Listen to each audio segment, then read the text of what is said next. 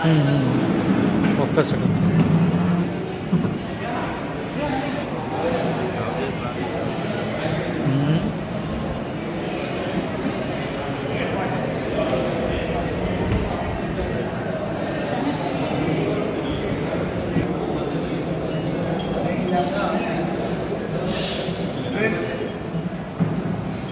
Electronic media మిత్రులు, వేదిక మీద ఉన్నటువంటి యొక్క కూడా మాజీ చైర్మన్ అది యాదవ్ రెడ్డి గారు, తర్వాత మాజీ కార్పొరేటర్లు, అదేవిధంగా కార్పొరేటర్లు, పార్టీ అధ్యక్షులు,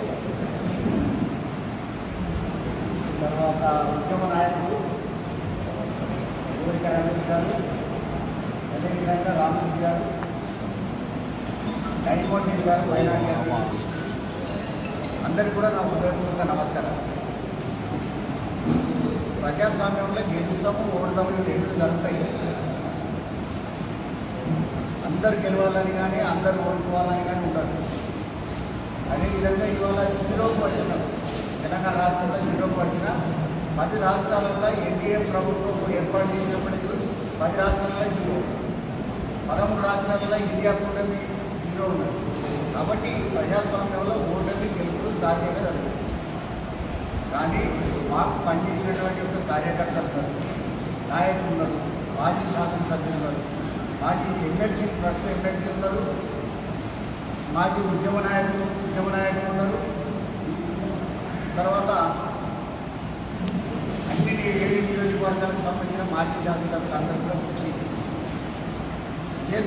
కృషి జరుగుతుంది కానీ గెలుపోవటంలో మాత్రం సహజంగా జరుగుతుంది. అదేవిధంగా ప్రజల పక్షాన మేము ఉంటాం. తెలంగాణకు జరిగినటువంటి రాష్ట్ర శాసనసభకు జరిగినటువంటి ఎన్నికలు కాదు, భారత పార్లమెంటుకు జరిగినటువంటి యొక్క ఎన్నికలు. కాబట్టి సహజంగానే ప్రజల తీర్పు ఏదైతుందో దాన్ని గౌరవిస్తారు.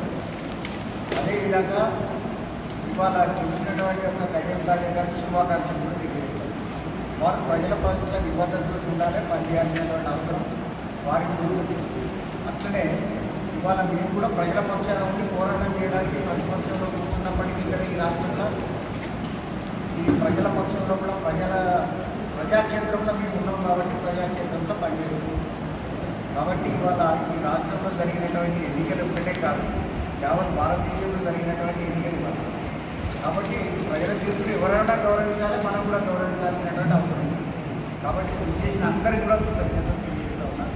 ముఖ్యంగా ఇక్కడ ఉండేటువంటి మాజీ శాసనసభ్యులు కానీ, ఎమ్మెల్సీలు కానీ, తర్వాత బండా ప్రకాష్ గారు, స్పీకర్ గారు, మండలికి సంబంధించిన స్పీకర్ గారు, అందరికీ కూడా నా హృదయపూర్వక నమస్కారాలు. మనందరికీ కూడా కృతజ్ఞతలు తెలియజేస్తూ ఉన్నాను.